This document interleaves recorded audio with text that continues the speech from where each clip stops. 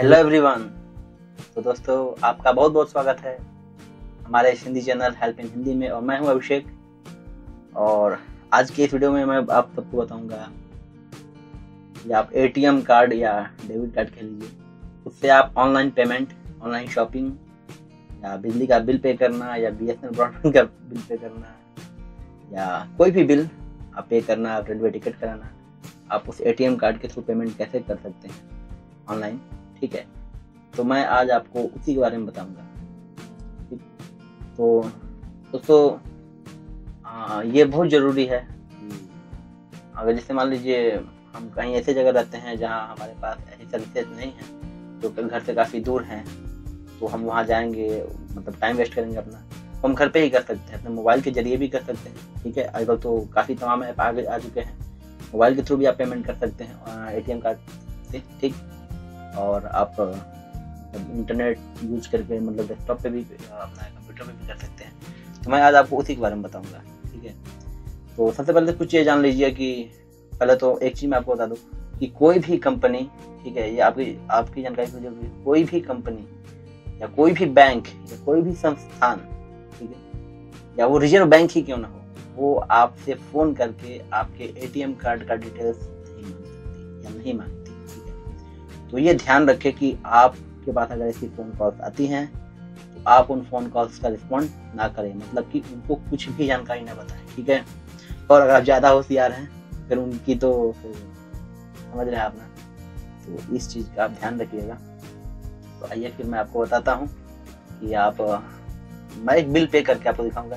Bill क्या है, एक मैं रिचार्ज करके आपको दिखाऊंगा, लेकिन एक्चुअली में पेमेंट का मेथड वही होता है। आप बिल पे करिए, चाहे आप रिचार्ज करिए, चाहे ऑनलाइन शॉपिंग करिए, या आप कोई भी ETC पेमेंट करिए। ठीक है, तो अगर हमारी आपको वीडियो पसंद आएगी तो लाइक करिएगा, और नहीं पसंद आएगी तो डिसलाइक भी कर दीजिएगा। ठीक है, और थोड़ा सा ही पसंद आए तो सब्सक्राइब जरूर करिएगा। आइए मैं आपको बताता हूँ। ठीक है, तो दोस्तों, जैसे आप देख सकते हैं, ये एक मैंने पेटीएम का पेमेंट का ये पेज स्क्रीनशॉट लिया हुआ है। आप मतलब मैं आपको ये दिखा रहा हूँ कि सब में सेम चीज़ मांगता है। ठीक है, तो यहाँ पे देखिए, आप ये मांग रहा है कार्ड नंबर, ठीक, और ये डेट मांग रहा है कब तक वैलिड है आपका एटीएम कार्ड, या कब से वैलिड है, मतलब कब से चालू है और कब तक बंद होगा, और एक CVV नंबर, ठीक है, उसका पे नाउ का ऑप्शन दे रहा है। अब एक दूसरा मैं आपको पेज दिखा रहा हूँ, ये BSNL ब्रॉडबैंड का पेमेंट के लिए मैंने स्क्रीनशॉट लिया था।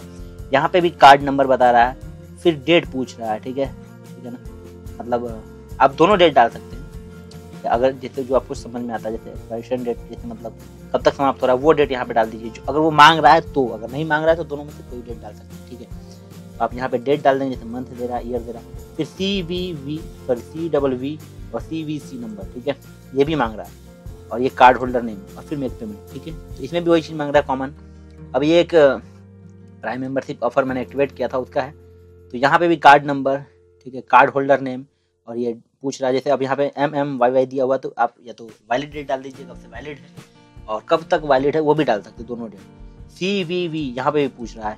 ठीक है, तो मतलब ये सब कॉमन पूछ रहा है, फिर पे नाउ दे रहा है। तो आप देख सकते हैं कि ये सब में कॉमन चीज़ें ही पूछ रहा है वो। ठीक है, तो आप यहाँ से कर सकते हैं। ठीक, तो अब जो मैं दूसरी चीज़ आपको बताऊँगा कि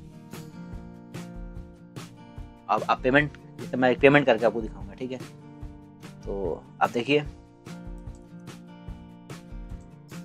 अब हम क्या करेंगे यहाँ पे कि इंटर कार्ड नंबर। ठीक, तो इंटर कार्ड नंबर क्या है मैं आपको बताता हूँ। दरअसल एक ये मेरे पास एटीएम का स्नैपशॉट है। ठीक है, आप देख सकते हैं,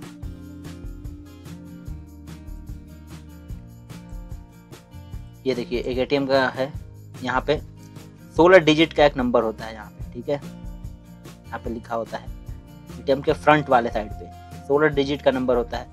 वही नंबर आपसे यहाँ बोल रहा है डालने के लिए। ठीक, फिर तेरा एक्सपायरेशन डेट, मतलब कब तक वो, तो आप यहाँ पे डेट कैसे है, तो देखिए यहाँ पे जैसे डेट दे रहा है, ठीक है, वैलिड फ्रॉम और वैलिड अप टू, मतलब कब तक वैलिड है, ये डेट आप वहाँ पे डाल सकते हैं। फिर आपसे पूछ रहा है कार्ड नंबर। ठीक है, कार्ड नंबर, तो कार्ड नंबर देखिए ये दे रहा है, कार्ड होल्डर नेम यहाँ पे रहता है, अगर नहीं है, इनकेस किसी एटीएम में नहीं होता है, तो जो बैंक में अकाउंट होल्डर का नाम जो होता है, ठीक है, सेम मिस्टर और मिसेज वगैरह छोड़ के, ठीक है। अगर मान लीजिए किसी का नाम है अविनाश, तो आप वही डालेंगे, जो नाम रहेगा वही डालेंगे, सेम कॉपी करके पेस्ट कर देंगे, ठीक है। बाकायदे आप मिस्टर और मिसेज नहीं लगाएंगे, लेकिन नाम वही डालेंगे, ठीक। तो आप वो नाम डाल देंगे और फिर मेक पेमेंट पे क्लिक करेंगे, ठीक है। अब मैं ये फील करके मैं मेक पेमेंट पे क्लिक करूंगा, ठीक। तो वो देखिए क्या होता है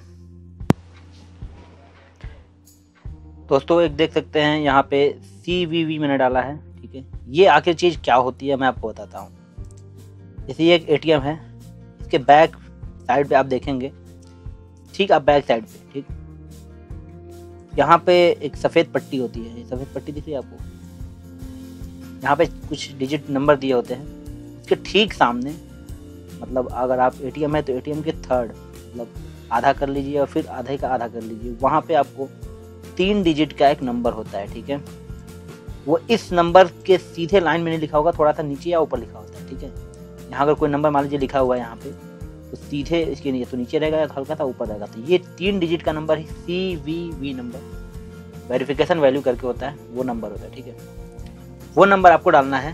अब मैंने सब कुछ भर लिया और ब्लर भी किया मैंने, ताकि प्राइवेसी बनी रहे मेरी खुद की। अब मेक पेमेंट पे आपको क्लिक करना है, ठीक है। अब दोस्तों आपको यहाँ पे कोई भी छेड़छाड़ नहीं करनी है, ठीक है। कोई भी आप यहाँ से छेड़छाड़ नहीं करेंगे। और एक बात जरूर ध्यान रखिएगा कि आप कोई एक्स्ट्रा टैब ना खोले हो, ठीक है। जैसे मान लीजिए यहाँ पे मैंने कुछ और ढेर सारा पेज इस तरह से ना खोल रखा हो, ठीक है ना, ये ध्यान रखिएगा। दूसरी चीज़ ये भी ध्यान रखिएगा कि जब आप लॉगिन करते हैं या किसी वेबसाइट पे जाते हैं, पेमेंट करना चाह रहे हैं, ऑनलाइन शॉपिंग करना चाह रहे हैं, बिल पे करना चाह रहे हैं, तो सबसे पहले आप अपने ब्राउज़र की हिस्ट्री और ये हिस्ट्री यहाँ से डिलीट कर लीजिए, पूरी हिस्ट्री, ठीक है, ताकि आपका पेमेंट फंसने के चांसेस 0 रहें। अगर पेमेंट फंस भी जाता है तो आप घबराए मत, क्योंकि 2-3 दिन बाद ऑटोमेटिक पैसा रिफंड हो जाता है, ठीक है।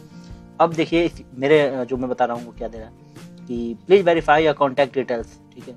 अब ये पूछ रहा है जिस बैंक का आपका एटीएम है, उस बैंक में आपने एक नंबर, अपना फ़ोन नंबर दिया होगा, उस पर आपको मैसेजेस आते होंगे, ठीक है। तो वही फ़ोन नंबर यहाँ बता रहा है, ठीक।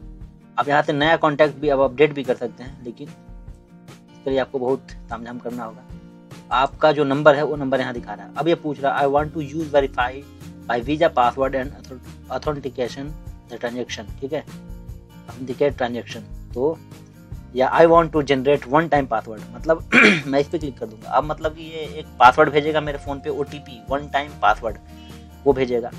वो उस नंबर पे भेजेगा जिस नंबर पे, जो मोबाइल नंबर मेरा बैंक में, जिस बैंक के एटीएम से मैं पेमेंट कर रहा हूँ, उस बैंक में मेरा वो मोबाइल नंबर रजिस्टर होगा, उस पर भेजेगा। अब सबमिट पे क्लिक करेंगे। अब वो पूछ रहा है किस पे, तो मोबाइल नंबर यहाँ से टिक कर दीजिए आप, ठीक है। मोबाइल नंबर पे क्लिक करूँगा, आप ईमेल आईडी पे भी कर सकते हो तो सबमिट पे क्लिक कर देंगे आप, ठीक है। अब यहाँ पे OTP आपको डालना है, जो उसने OTP भेजा है आपके फ़ोन पे, ठीक। अब देखिए मैंने OTP डाल दिया है यहाँ पे, ठीक है। OTP फिल करने के बाद आप सबमिट पे क्लिक करेंगे, ठीक। ध्यान रहे कि आप अपने डिटेल्स किसी को ना बताएं, मैंने ये ब्लर किया हुआ ताकि मेरी प्राइवेसी जो है वो बनी रहे। सबमिट पे क्लिक करेंगे हम। ध्यान दें यहाँ पे आपको कोई छेड़छाड़ नहीं करना है, रिफ्रेश वगैरह कुछ नहीं करना है। देखिए अब मेरा पेमेंट हो चुका है, ठीक है। तो आप ये देख सकते हैं कि 99 रुपये से पेमेंट हो चुका है, ठीक। और मुझे इतने पेमेंट करने थे। तो थैंक्स फॉर वॉचिंग फ्रेंड। उम्मीद करता हूँ आपको वीडियो समझ में आई हो। अगर नहीं कुछ प्रॉब्लम हो तो आप मुझे ज़रूर कमेंट करें। Thanks for watching, thank you.